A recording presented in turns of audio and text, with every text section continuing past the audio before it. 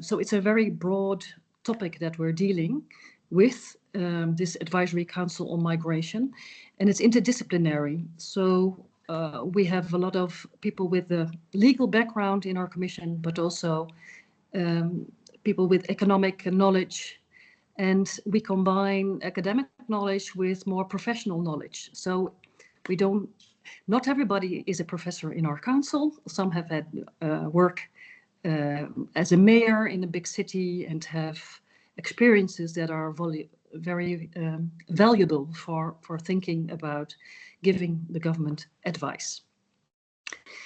It's also the work from this at this council that I'm going to present now. So it's not so much on my active citizenship professorship. Maybe a little bit about the context of what's going on in the Netherlands. What we see in the Netherlands is that migration workers are mostly employed in low-paid jobs. And if you go to the first slide after this one,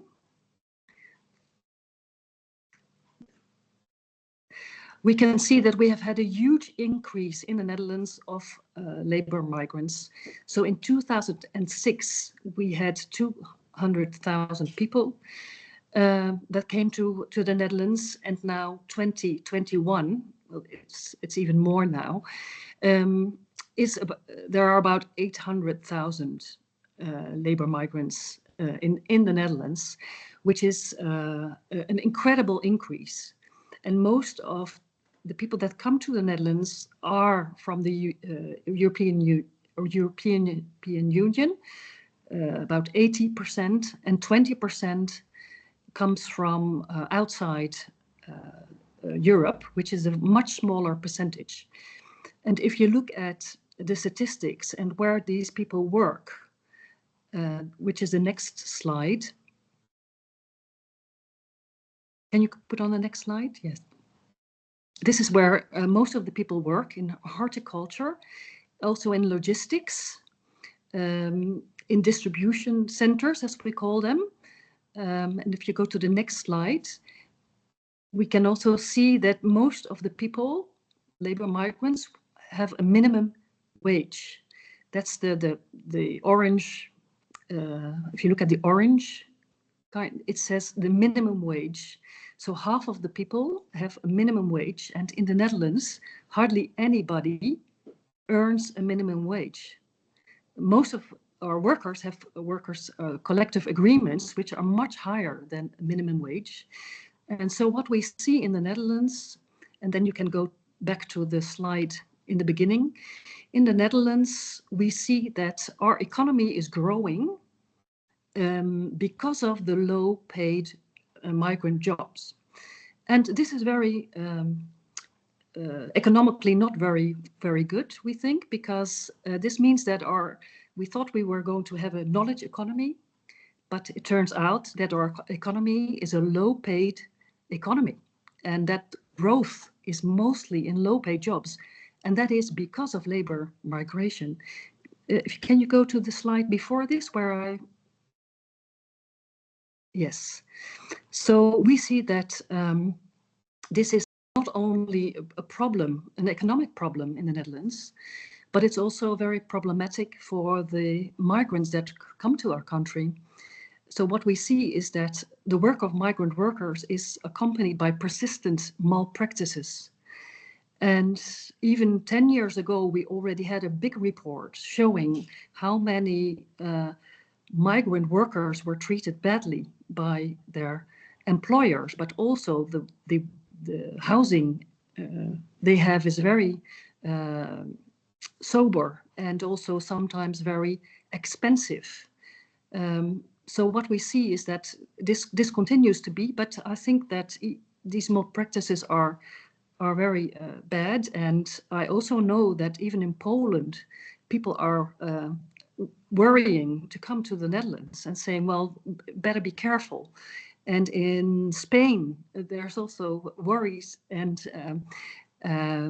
especially at local authorities are warning workers to come to the Netherlands because of the malpractices.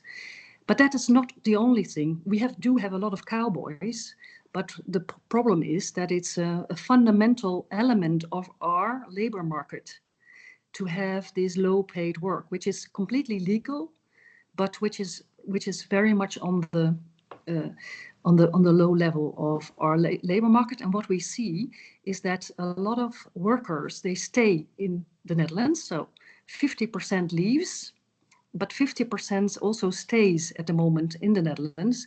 And we see that we get people that are chronically in very bad jobs, temporary work, and they're employed at employment agencies and not with employers. So we have a fundamental problem in our labor market. What we see is that increasingly discussions on social cohesion, because of the concentration in specific municipalities, in specific neighborhoods. And we see that the employers, they are very happy because they earn a lot of money. But the society is getting, our social cohesion is more under pressure in specific local areas. So these are issues that are very much in the debate now in the Netherlands. But at the same time, of course, we also have shortages, just like the whole skills project is focusing on. We have shortages. We've never had such a shortages in our labor market. There are 122 vacancies for 100 employed people. So there's quite a big gap. But at the same time, our labor migration policy is very selective in the sense that it's possible in the Netherlands to come when you are from abroad, from outside the European Union. It's possible to come, but only when you are not highly skilled, but you have a high income. So it's very selective. And then we have the European possibility, of course, but there is no legal pathway for people that do not earn a high income. So there is no possibility to come in the middle segment in the Netherlands, which is which is interesting, but also a very political issue. And the reason is especially because of all the arguments that I just mentioned. But at the same time, we do know that we do have to rethink our migration policy, because most of our migrants are from Eastern Europe. So because of the graying of society in Eastern Europe, which is much tougher than in the Netherlands, and we also see that the incomes in Eastern Europe are rising, and we don't have such a good reputation anymore in the Netherlands. So given that, the question is, what kind of labor migration policy do we need in the Netherlands, which gives more attention to the social aspects and the fact that concentration of migrants is problematic in some areas? How do you come to a new kind of migration policy that looks to the future and rethinks the demographic developments in the Netherlands, but at the same time takes into account the problems that I've just identified? That was our main topic. So if you go to the next slide, please, and then the next, and then again, yes. I want to say a little bit about the demographic challenges that we face in the Netherlands, because our council not only does policy advice, but also tries to explore things and studies specific topics. And we also wanted to understand to what extent migration could be beneficial for the demographic challenges that we face in the Netherlands. And what we try to do is to unpack these demographic challenges in 3 different topics. One is the problem of old age dependency ratios, in the sense that you need to have a good dependency ratio and economically, but also because of our welfare state. So if there are too many people that are old and we don't have enough workers to face that, this will be very negative for our welfare state, of course. And then we looked at labor force shortages, which is a different topic, of course. And the final one is downward pressure on prosperity if the demographic challenges are there. The people that are studied demography and economics in our council, they looked at what to do. And they found out that if you want to do something about the old age dependency ratios in the Netherlands, we have to invite 50,000 extra people on top of the fact that we are already getting more people into our country, which is not realistic in the Netherlands. And also that will be an incredible amount of people in 2040. And we found out that if people would be working until the age of 68 in 2040, that will be the same kind of solution. So it's very interesting to do these calculations, because then you can say to the government, what do you want? Because it's a trade-off, of course. Do you want to have people working until 68, or do you want to have 50,000 extra people on top of these? So it was very interesting to do these calculations. But what we also found out was that the challenges, especially for the labor force shortages, are only relevant in the period 2030 until 2040. Because after that, well, it's a bit sad to say so, but then people from the baby boom will be dead. And if we invite a lot of migrants, that will mean that after that, we have a problem, because after 2040, we see that the dependency ratios, but also the labor force shortages probably disappear. So if you want to do something, you should do it now and don't wait too long. And also rethink that people that you invite, they also need pensions, they also need houses, and that will be quite problematic if you invite people and then it's 2040 and people are still here. So what we concluded was that selective labor migration can contribute to mitigating the demographic challenges, but only if you invite people that are complementary and highly productive. So that makes, in our view, that makes sense. So to have selective labor migration that, for instance, looks at the shortages, especially in the middle segment of the labor market, but only in specific periods. So the demographic challenges in the Netherlands will also change. Can I have the next slide? So given this analysis, and given the fact that the demographic challenges are especially urgent now, we said that we should rethink our labor migration policy, not only focusing on the economic benefits or the simple economic benefits, but look at a concept of general well-being. This is also something that comes from the European Commission, in which an important commission of Stiglitz and Fatouche said that we should not look, it's called beyond GDP thinking. And in the Netherlands, that's called brede welvaart, and we translated that with a general well-being. And that, we said, is a much more inspiring goal, the general well-being, for labor migration policy than simple economic thinking that is especially beneficial for the employers.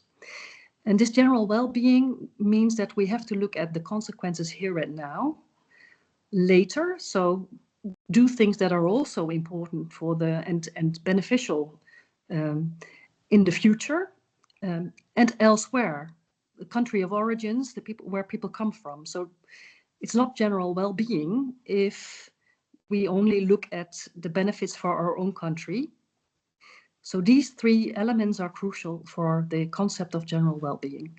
And we said, can we then rethink migration policy and looking at general well-being as the target? Can I have the next slide?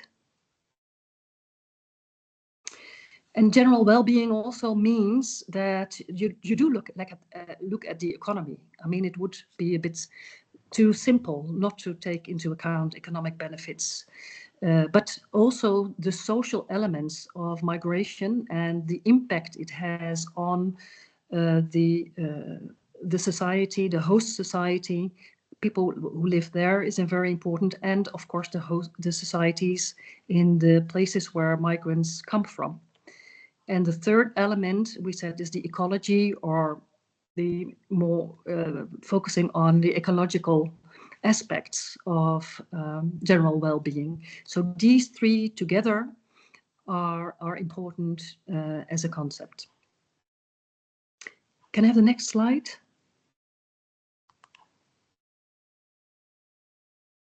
Yes, and the next.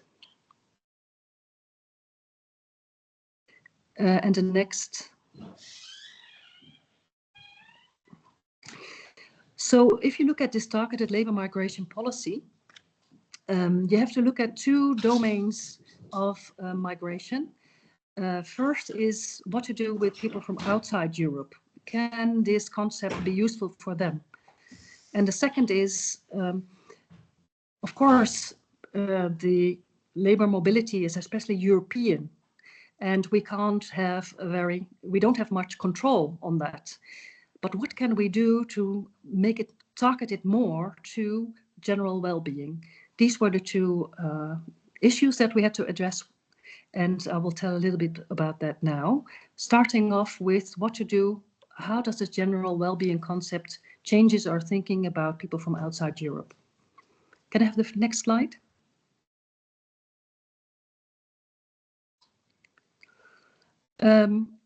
So we see that this labor migration policy, you can have direct measures on labor migration, but also indirect measures on labor migration. And the first is especially the admission criteria, which of course are more, you can do more on a national basis for people outside Europe than inside Europe. Implementation of the legislation and law enforcement are crucial. For the indirect part, we identified a lot of policies that influence migration and which should be much more the focus of the government than it has been so far. Starting off with then the indirect measures that are also very important for the European context. We said that in the Netherlands, the idea was for a long time, the idea was that we cannot do anything about European migration because we can't do anything about admission criteria. The government said that, well, we cannot do anything. Well, we are tied. We have to sit on our hands. But we said, well, that's not true. Your labor market policy is crucial for labor migration.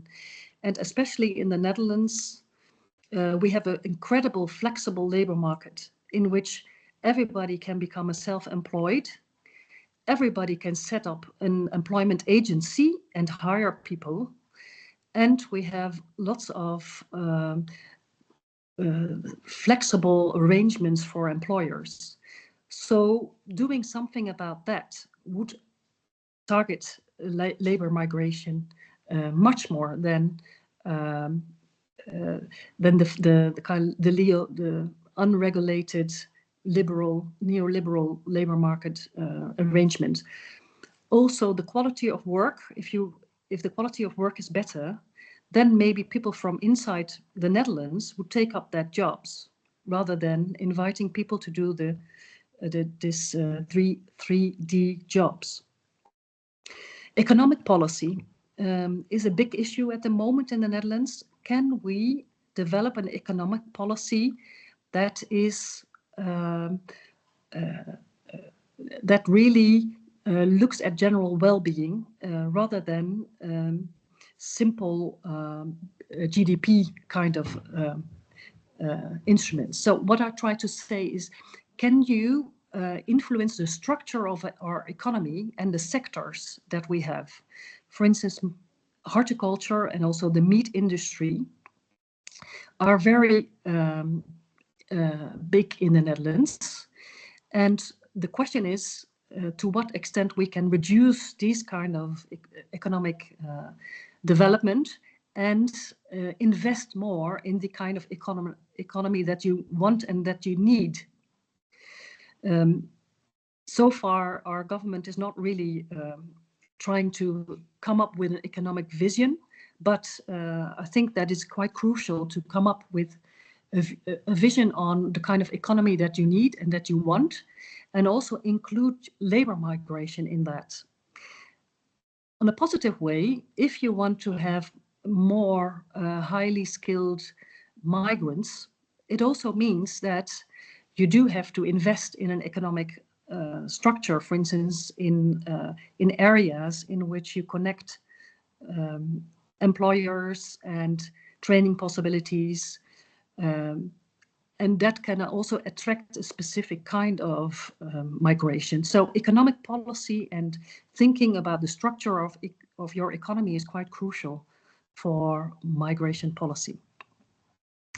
And of course, there are many other kinds of policy areas, such as fiscal policy, which in the Netherlands is quite positive also for low educated and low skilled work. But also, if you want to attract people, you also have to have good healthcare, for instance.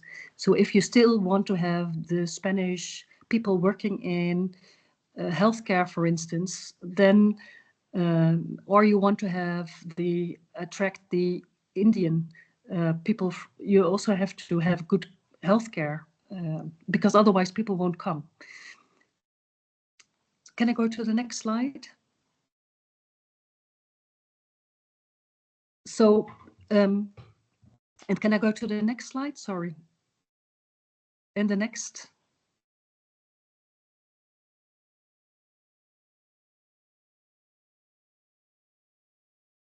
And next, because I'm turning things a bit round.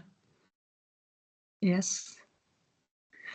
So so if you look at this indirect labor migration policy, which is very crucial for to focus on people from inside Europe, labor market policy is crucial, economic policy is crucial, and also if you want to attract people from outside, your welfare state is also crucial.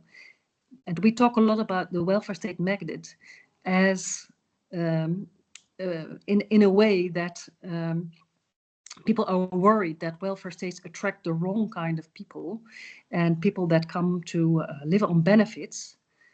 But in fact, the welfare state is a magnet for highly skilled people.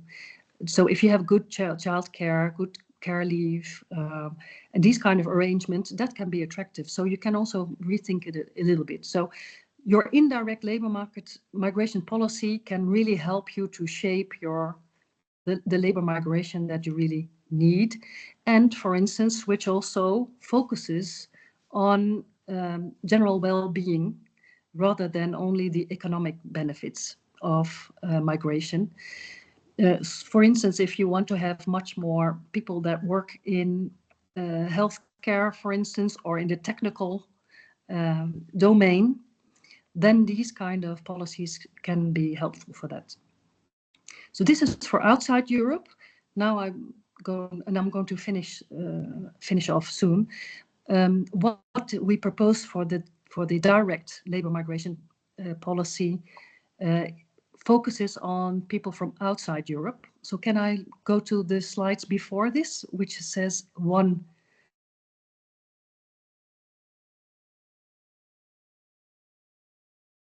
Yes, and one back. Okay, so we also suggested that the Netherlands should rethink its migration policy for people outside Europe.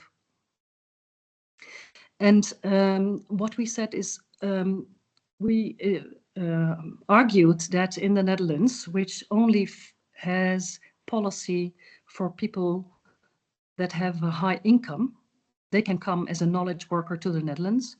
We wanted to change that into this new test, which is based on the general well-being. And that means that we suggested to have a points-based system, which not only included the things that are often in points-based system. The new thing that we did was we said wage is important, occupation is important, and sector is important, which is quite new. Many of these points-based systems have the availability and quality of housing, which is important for the social aspects of general well-being, and the intention for language, which is also important for the social aspects of well-being. But we also said that occupation and sector are important, because in this way you can direct and have a more direct idea about where you want migrant workers to be invited. And for instance, if people are working in occupations that are necessary for general well-being, for instance, because you want to have the transition to a durable economy, or you want to have a transition in which a lot of people need to work in care, then people get more points. But if you want to have people working in horticulture, for instance, or in the meat industry, you can argue that these people won't get points for the sector or their occupation. So in that sense, this points-based system can be much more helpful for governments to invite people that are very necessary, not only from an economic perspective, but also the kind of society that you want.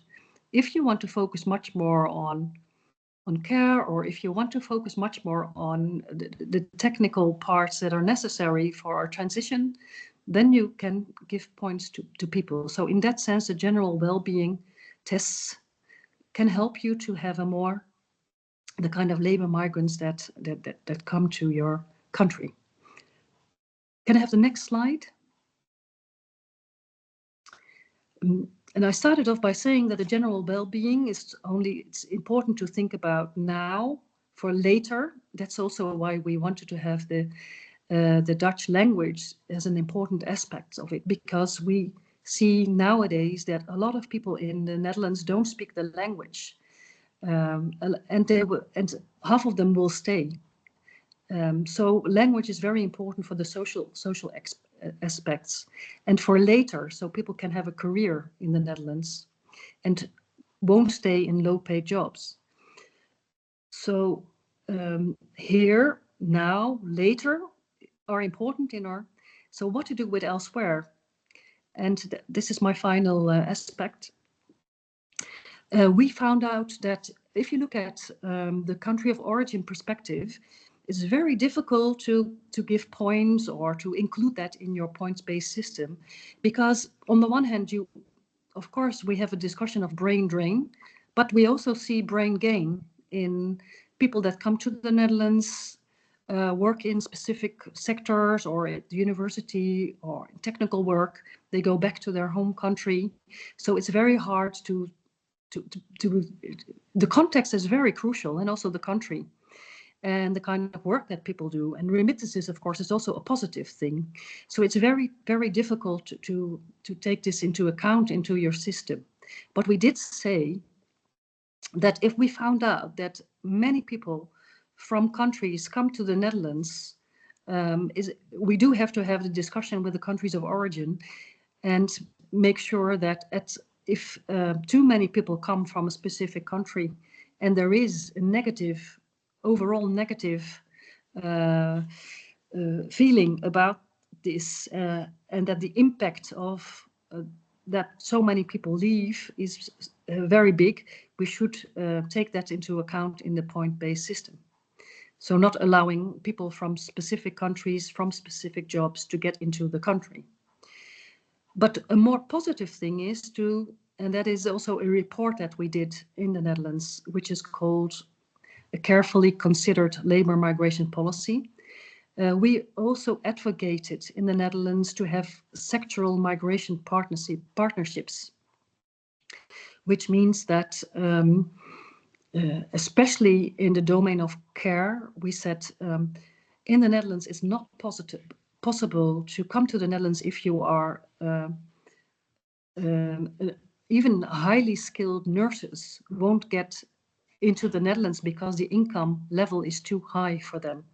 So we said that it would be very good in the Netherlands if the Netherlands would set up sectoral partnerships on the middle level of the labor market, the middle segment, not in the low skill sectors, because we are very afraid that this will continue the not very positive economic development in our country, because of the increase of the low segments and the fact that then employers are a little bit lazy and won't invest in the people that are already there in the Netherlands, asylum seekers or people that are because of family reunification in the country.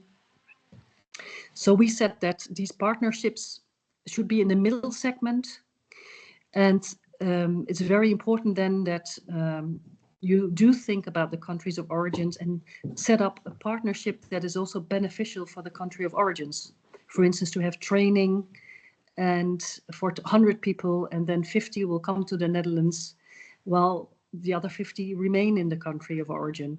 And do think about very interesting kind of partnerships which are going on in, for instance, Germany. We've seen interesting examples in Germany. And we think that is a very good way to also look at the general well-being as a concept in which these sectoral migration partnerships can be very carefully developed and look at the here and now, later, and the elsewhere. And we think that these three elements should always be part of a new labor market policy that is sustainable, and it's good for all of us, for migrants themselves, for the country of origins, and for the host countries and the people in host countries that are sometimes becoming more critical about labor migration in the Netherlands. So this is my my final element, and I think that we've tried to come up with a little bit of a new vision on labor migration policy, which includes much more than a simple economic model. And I hope that it inspires you. And of course, it's not ready yet, and we are not. We still have to rethink about it. But I hope it's inspirational for the discussion that we can have now. Thank you very much, Monique, for your inspiring, indeed, talk. And it was very clear, and you already get a glimpse of how Monique contributes to our advisory board in the Link4Skills Research Consortium. And now I would like to hand over to Godfried Engbersen, who will lead us through the discussion. Okay, thank you so much. Let me first, if it's okay, Helen, just raise a few questions and make some observations related to this very inspiring lecture of Monique. It's wonderful indeed that she's part of our advisory board, because she's, on the one hand, she's participating in academic circles, doing research on migration. On the other hand, she's closely related to policy making. And I just want to make a few observations about the empirical trends she showed to us. Secondly, about the policy dimension. And thirdly, about this new vision which is very challenging to have a more selective labor migration policy that promotes general well-being, because it's a little bit related to the fair skill approach. When it comes to the your empirical trends, Monique, if I looked correctly to your slides, we see a gradual increase in the share of non-EU labor migrants. And so the more and more people are coming from outside Europe. And I think this is very relevant for Link4Skills, because we are studying labor migration from outside Europe. But if I'm correct, but maybe, Emil, can you show the slides about income, the income slide? Emil, are you there? Still there? However, if I understood you, you make the point. I think the strong point that if you look at the jobs labor migrants are taking in the Netherlands, mainly are low-skilled jobs. But we also see a growing share of migrants with a middle and higher income. It's now, if I look at your slide, it's now the other one. Emil? Yes. So you see that 49% are migrants with a minimum income, 41% with a middle income, and 9% with a high income. And my question is, who are these workers? Can this 41 and 9% be classified, because that's relevant for us? Can they be classified as medium and high-skilled workers, and in which sectors do they work?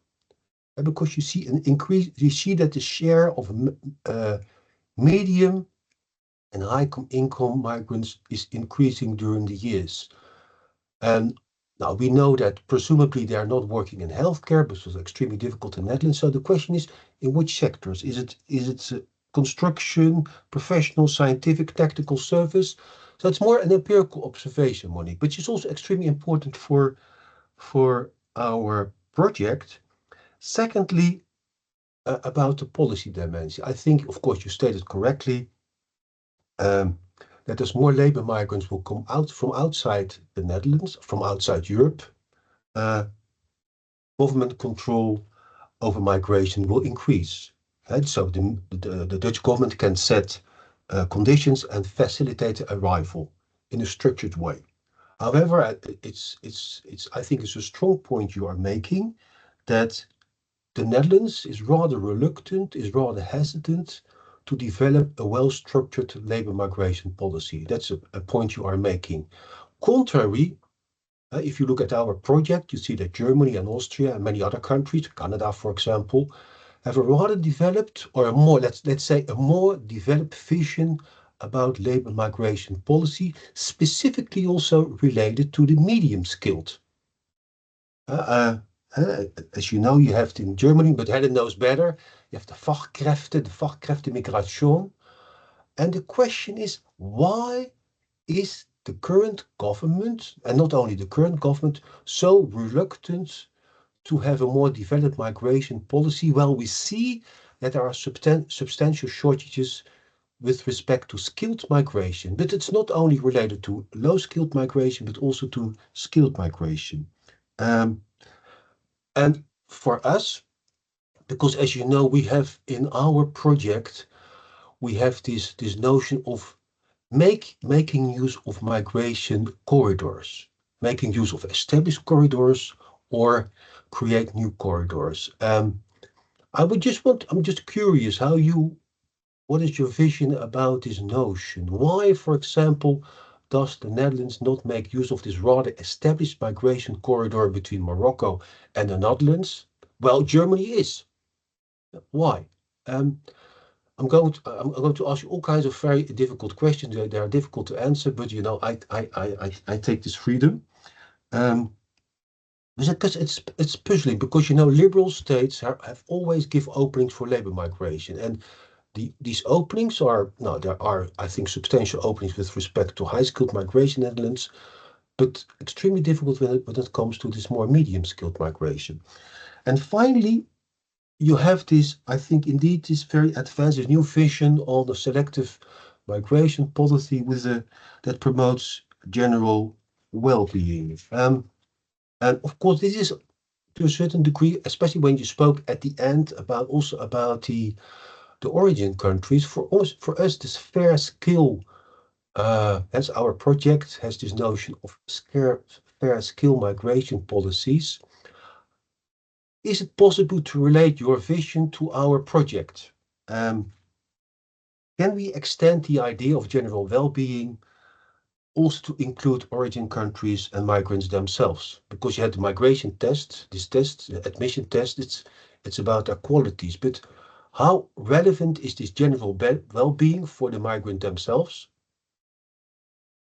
And what is the well-being for the origin country? You said something about remittances and brain gain, but is there more to say? Is there more to say? And finally, my final point is you make a plea for sectoral migration partnerships. How do they relate to this notion of more order? Because that's an important element in our research, is the skilled partnership, the talent partnerships. Why the Netherlands is not, engaging in this policy of developing the skilled partnership with origin countries? Why the Netherlands has become such a reluctant country in terms of labor migration, while we have the substantial labor shortages? Are there alternatives, I would say? I don't think so, but you could say maybe automation, maybe, work more hours, focus on retention. So too many questions, just pick and choose, I would say. But I would like you to reflect on the empirical question about medium skilled and a few relate to a few of my policy questions. Thank you so much. Okay, well, that is very... There are a lot of questions to answer, and obviously I don't know all the answers, especially not about why our current government is not doing things. But let's give it a try. But the empirical question, yes, indeed, we do get a little bit more people at the higher end of our economy more recently. That's true. So what we see is that we do get a little bit more people from outside Europe, Indian, but also Turkish. That's an interesting corridor for us as well. There are political refugees. Nowadays, they were in another period, they were guest workers. Now they are political. So these are people that come to the Netherlands, and they are in the higher end of the statistics. But we also see that we don't have that many people that earn more than average. A big part earns what we call the general average, modaal, which means that's what most people get in the Netherlands, and that is still a very, very big one. So the people that are a little bit above that are still quite small. So, but they do come from these kind of countries, such as India and Turkey, and if it comes to where people work, it's more like finance, technical sectors, and not so much in healthcare, for instance. The Netherlands, if you look at OECD statistics, has the lowest amount of people with a foreign nationality in healthcare, even for doctors. So the Netherlands looks like a very progressive country, but I would say that at the workplace, there's a lot of conservativeness as well, especially in healthcare. So these were the questions on the empirical aspects. So there is indeed a development which is also connected to people from outside EU, and the fact that we also have more registered knowledge workers. So the arrangement is there are more people there, and also people from outside Europe. That's also empirically right. And just recently we see that this Central Bureau of Statistics showed that the number of Polish people for the first time has decreased in the Netherlands, which is very, well, significant. It's not significant in the academic way, but it's significant in the fact that where migration policy always scholars always warned for, made a warning like this is going to decrease. Now this may be already the case. So indeed there are options, I would say, and to rethink migration policy because of these already empirical developments. Where everybody is working, the problem in the Netherlands is that we don't know everything because of our employment agency structure. So many people, so many migrants are working for an employment agency, and they are registered as people working for employment agencies. So half of the people are registered as working for an employment agency. So we don't know where they are working. And even the knowledge workers increasingly are working for employment agents. So that's very, for our statistics, that's very complicated. So far, the empirical question. The question is, why is the Dutch government not opening up? And actually, I cannot remember where the governments that did want to open up for the medium segment. It's a very, very long time ago that, for instance, the Liberal Party wanted to open up the doors a little bit more. That's a long time ago.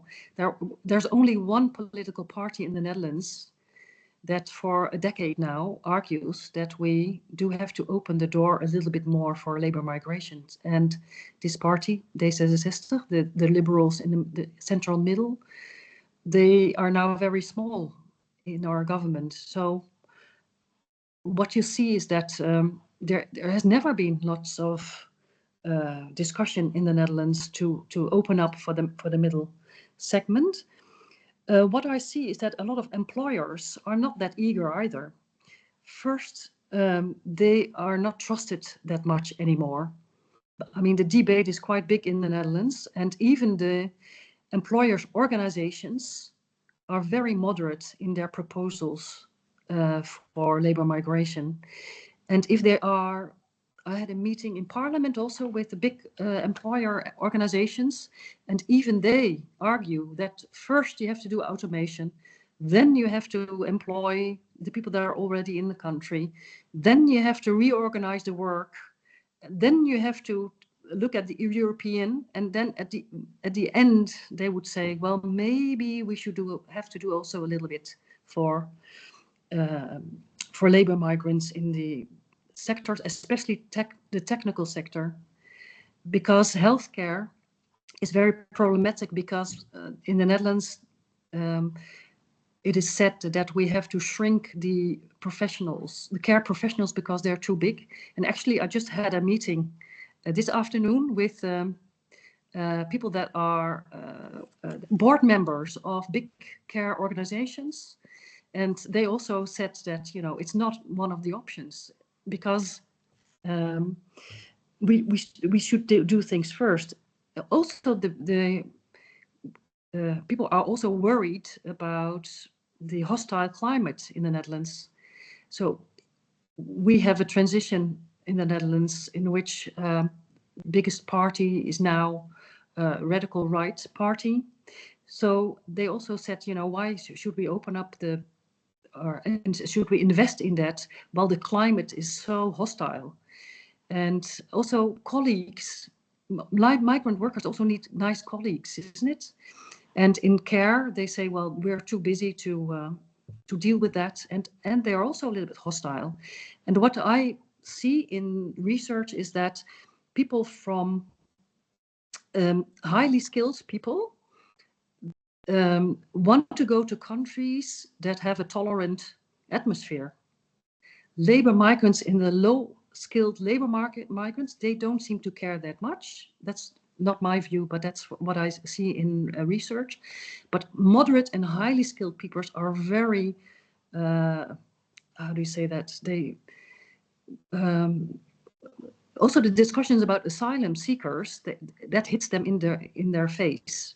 And when I was interviewing Indian labor migrants, expats, they said, the country is getting more hostile. Also, when they talk about Polish or refugees, I'll take that into account. So I think the general climate is not positive. The employers, they are not, and they're the only one that would focus on this. And our trade unions are very much against labor migration as well. So many reasons why it has been very tough, also for us to talk about partnership in the Netherlands. Monique, then you ask, Monique, before you answer my final questions, because I see it's already 5. Okay, yes. So I think it would be good also to give room to the participants. So maybe they have see if they have questions, and maybe there's time also to answer my final question about the relation to the fair skill approach. But I would like to ask the audience online who wants to raise a question. Raise your voice, raise your hand.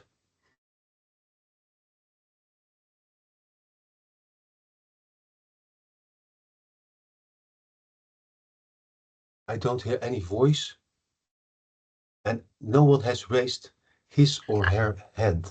I have a quick question also on how transferable your thoughts are on this well-being test and also on the future of labor migration, because you to other countries, because you said there is this high degree of employment in horticulture, which differs then from other countries. So what do you think about the transferability of this idea or vision? Well, I think the vision, you can use that in every country. And actually, we've been in Berlin as well. And I could see that there was also some ground for that, because not thinking only about economic benefits, but also taking into account ecology and the social aspect, that should be part of every country, I think. And also the beyond GDP thinking in the European Union can be used, of course, to rethink that. So, but if you look at clear measures that you can take, or your policy is, of course, different in every country.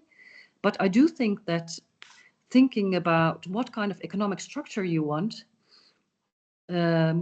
is also something that every country can do. And I know, for instance, in Denmark, that they decided that meat industry would not be part of their economic they didn't want that to be part of their economic model.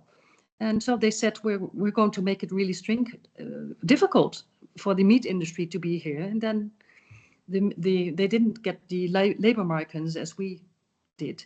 And I think that the model that we made for this general well-being test, that can be used in many countries that don't have, especially it would be very interesting for Germany, because all the measures that are taken in Germany, they are so bureaucratic, because ours is quite simple. And also the vakkrachten, it's so complicated. You have to show you have to show your skills, and we only have 5 elements in this test. And I think it's much more easy. Our idea about the general well-being test compared to the German model, to be honest, because it's more simple. So it can be inspirational for other countries too, I hope. Yeah. Okay. Monique, but how would you, because you're at the advisory board of our project, how would you relate this vision of well-being to the fair skill project we are in? Because you do not include things as circular migration, things like that, isn't it? Yes, we do. Yes, but especially the partnerships we propose, the migration partnerships, they can have the circular migrant aspects in it. But we concluded actually that you can build in incentives for circular migration, but you cannot force people to go back. Yeah. And we actually said that a lot of employers that have shortages, they don't want the people to leave. If you are working in care, for instance, the investment takes 1 or 2 years, at least, for an employer. If you attract someone from abroad, you don't want this person to leave. So the circular migration, who wants to have the circular migration? And do migrants, do you really want to force them to go back, or do you think it's part of being a good country to give people the freedom whether they go back? Of course, you can have incentives to attract them to move again, but we just said, you can't force people. Yeah. And do you think, this is the final question, because I see we're losing members, do you think that this corridor approach is useful? Because this is a kind of underlying hypothesis. If we are dealing with skill shortages and migration is partly an answer, make use of established corridors, and where they are not, try to create new ones, to have a more structural policy, more structural relationship between countries. This, of course, is also the underlying logic, underlying the mobility partnership. Does it make sense? Yes and no. Yes, very much, because what we, for instance, in Brussels and also in the Netherlands, there's much more thinking about the whole of government approach towards migration partnerships, in which it's not only on the labor exactly exchange, but also the development aspects, or trade, which is also an important component. And in Europe, from the European Commission, they want to have this more general agreements in which labor is just one part, because they think that countries of origin also benefit from that, and they don't want that much more than we. Yeah. So that's my answer would be yes. But then the question is, the corridors that you describe are much more national, isn't it? So then, binational, they're binational. Yeah, indeed. Binational. Yeah. So, but that means of course. Yeah. Yeah, but so what do you want? Do you want to have it to be European, which is something that countries of origin would like to have, because then there's much more freedom for them, or do you want to have it national? And then that's a bit of a friction between that, isn't it? Because then you would establish all kinds of binational corridors. Well, some countries of origin want to have a much more bigger entrance into the EU. So that's a bit of a discussion, I think. But only partnerships based on labor, they seem to be less feasible and less sustainable, perhaps. Okay, thank you. I think, Helen, I have a look at Helen. I think we should close the meeting. Yes, and Yes, but Rob is writing and writing and writing. Maybe it's a super complicated question or a comment. Maybe we should ask him whether he would like to explain it directly to us. Please do. There is a question. I was just throwing the question out there if Monique has looked at Canada's lessons learned and also admission tests for labor. The lessons that we learned from Canada? If you've looked at sort of our experience with admission tests for labor migration. Yes, we did. Yeah, we looked at Canada, Australia, UK, and so that's why we didn't take into account diplomas, for instance. We tried to make it as simple as possible. Yes. So we took out a lot. So that's the positive thing about the way we do it. And in Canada and also Australia, less, I think, has so many bureaucratic obstacles in the tests. And also age is not part of our tests. I know that in Australia, I will never be able to get in because I'm much too old. And I found out when I was 40, I was much too old to be a labor migrant. So it's more simple. And what's new in our thinking is that you always also have to look at the sectors where people are working. Absolutely. You can also do something else, but there has to be a labor connection to it. So that makes sure that you don't invite people in the meat industry from outside Europe, but you can invite people who are middle skilled, working in technical works, but don't invite people who. So if you look at then you can rethink your economy a bit better, and also connect it to educational programs. Perfect. Thank you. Thank you, Monique.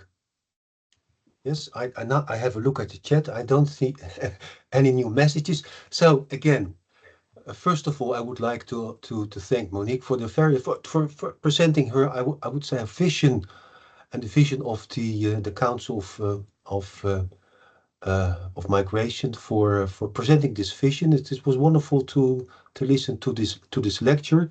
I also want to thank Helen. You should know she's a little bit sick, but luckily she was able to moderate this meeting.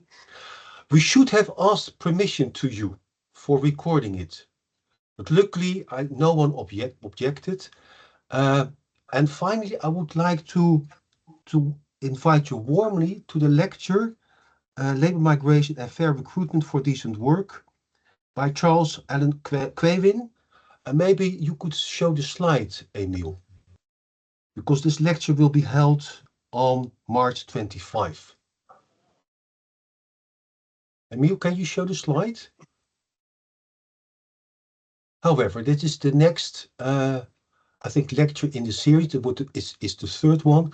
So again, thank you for your participation. Thank you, Monique, for inspiring us, and take care, everyone. And we hope to see you on the 25th. Oh yeah, this is the slide.